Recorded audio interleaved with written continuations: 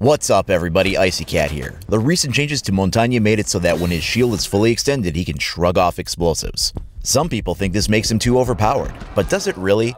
Let's talk about it.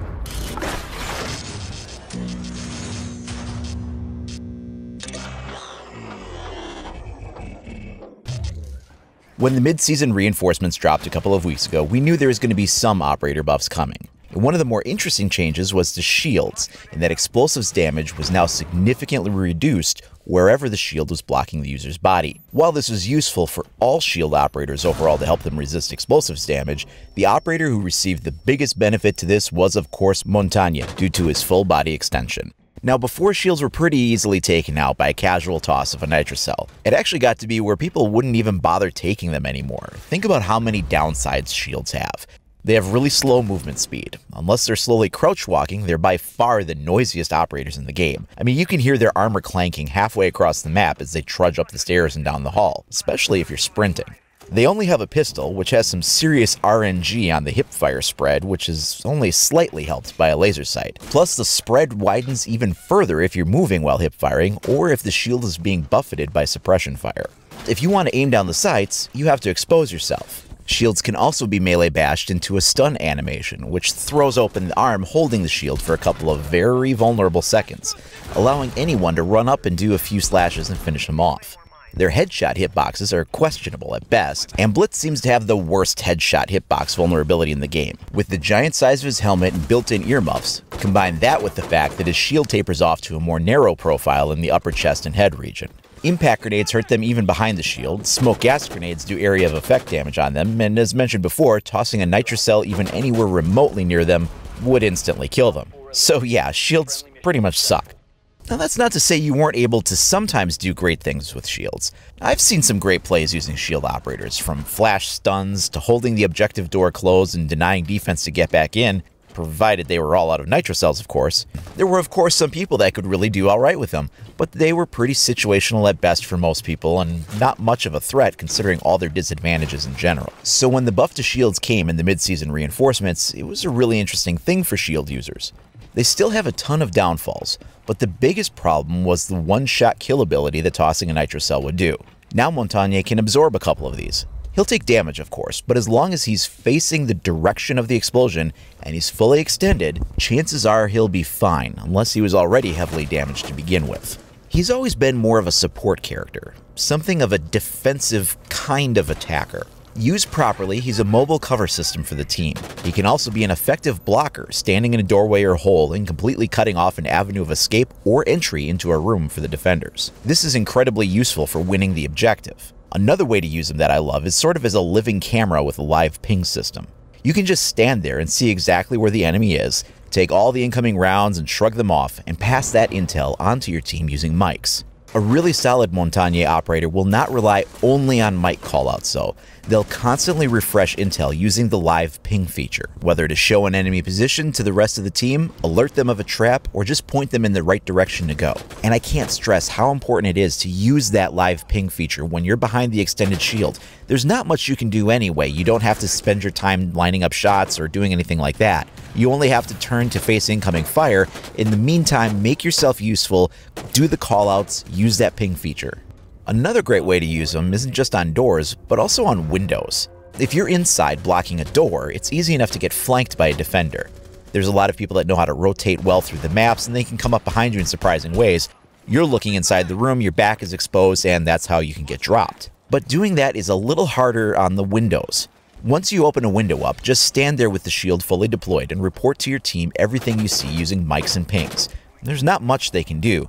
Even if they throw a nitrocell at you, it's easy enough to either back away from the window or just take the reduced damage. Although do be careful, because some windows can be hit on reverse angles from defenders depending on the map and the window location. If you're looking in one window and the defenders run around to the other side of the map and get that reverse angle on you, they'll pop it through another window and get you in the back that way, so just be aware of where those angles are. Even though he's a support character, you can of course use him offensively. Just don't depend on hipfire to get the job done unless you want a little bit of luck thrown in, because unless you're very close range, most of your shots are probably going to go wide. If you're in close enough for hipfire RNG to be effective, then you're also in close enough to be susceptible to getting the melee hits against you. One of those will stun the shield operator, leaving him vulnerable for a few seconds. Your other choice is to ADS fire, and if you do need to do that, then just be careful of your vulnerability because you do expose your head and more of your body when you do so. So is Montagne OP now that you can't instantly kill him with nitro cells? Not even close. He's just simply able to actually fill his intended role without being taken out so dismissively anymore. Saying you can't kill him in a single nitro cell toss isn't exactly accurate. Remember, that's only if his shield is fully extended and he's facing the direction of the explosion. If you're on defense and you're trying to deal with a Montagne that won't back down, you have a few options. First, this gives an indirect buff to smoke. Extended shield or not, those gas grenades do area of effect damage and can be used to push him back. He takes full damage to the gas regardless if his shield is extended. The next operator that can really help you out here is Echo. His Yokai drone will force Montagne to collapse his shield when he gets hit with the area of effect disorientation wave. It doesn't matter if you hit him from the front of his shield or the back. Once he's affected by that stun, it cancels his extended shield animation and leaves him open to attack for a couple of seconds. Explosives are still quite viable too, you just have to be more careful of where you throw them. Try to toss them behind the shield instead of in front of it, or maybe toss it on the opposite side of a wall that's to the side of the shield. You're going to want to do whatever you can to make it so that the explosion's area of effect occurs behind the forward directional facing of the shield. Tossing a nitro and detonating it behind him will still one-hit kill even when fully extended. As long as you're placing that area of effect explosion behind the shield, it'll get the job done. Of course, other tactics help when dealing with him too. If he's not extended, a melee hit will cause him to stun and throw open his shield arm for a few seconds as we mentioned before. But even if he's extended, you can try doing this anyway as long as you can circle around him. Keep melee slashing at his shoulders as you circle him. He'll almost certainly turn with you, but all you have to be is quicker. And if you're a faster speed operator, you can sometimes outturn him and those slashes will then connect. The other thing that happens is sometimes a sort of hitbox registration error occurs, and you can sometimes glitch inside of the shield's hitbox and penetrate through. This mostly seems to work at about shoulder level and off to the extreme sides where the side panels curve backward. It's inconsistent at best, but once in a while there's an interpenetration glitch, and you do find a gap in the armor, so to speak, by luck. It shouldn't work, but sometimes it does. If you've got the ability to pinch him with multiple teammates, that can be very effective. He can only turn and cover so much space at one time, and if he's being attacked from several angles at once, he can't cover all of his flanks if he's in a more open area. Sometimes he'll just turtle up in a corner, so you can't do any of that though. In that case, literally everything you do will be in front of his shield. Melee hits, multiple angles, even throwing nitro cells. You won't be able to get around it, especially if he does this in a corner where the walls are unbreachable from the sides. But if they aren't, that's the other thing you could try. If one of those corner walls he's up against can be breached from the side, then send a flanker around to do just that and punch through the wall to get the kill. Help your flanker out by pinging the target so they know exactly where to breach if there's any doubt. Even if he's tucked into a completely reinforced or otherwise unbreachable corner, don't give up. Try sending your flanker to shoot through the floor or ceiling if they can rotate a level up or down from his position. Pinging his position for your flanker is even more critical for this tactic to work though, especially as they also have to find the right gap through the floor joists, provided he's standing in an area where you can shoot through. Traps are great too. Barbed wire will slow him down even more. Laser trip mines are pretty effective. When he's fully extended, he loses a lot of vision to see what's below him.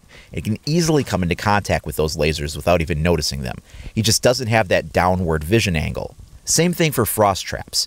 These work especially well when he has to round a corner. If he has a long hallway to wind up, he may not be fully extended and he can see that laser coming or that trap coming before he gets there. But if you can make it so that he has to round a corner blindly and he'll probably be fully extended when he does so, he may just step right on that trap. Deployable shields also create barriers that he must collapse his shield in order to vault over if he wants to push forward, giving you the time you need to shoot him while he's exposed. Hopefully these tips and tricks will help you play as a more effective Montagne or be able to counter him on defense if you need to. Unless you're great with fast ADS transitions and accuracy with the pistol, he'll probably not get you the most kills, but used properly, he can secure the team's victory by filling a great support role. Do you have any other great tips for using him effectively? Maybe other ideas on how to counter him? Let me know down in the comments below, or share with me over at IcyCat25 on either Facebook or Twitter. Now, if you want to stay up to date with all the latest news, tips, tricks, walkthroughs, reviews, and more for Rainbow Six Siege, then please like and subscribe. Thanks a lot for watching, everyone. We'll see you next time.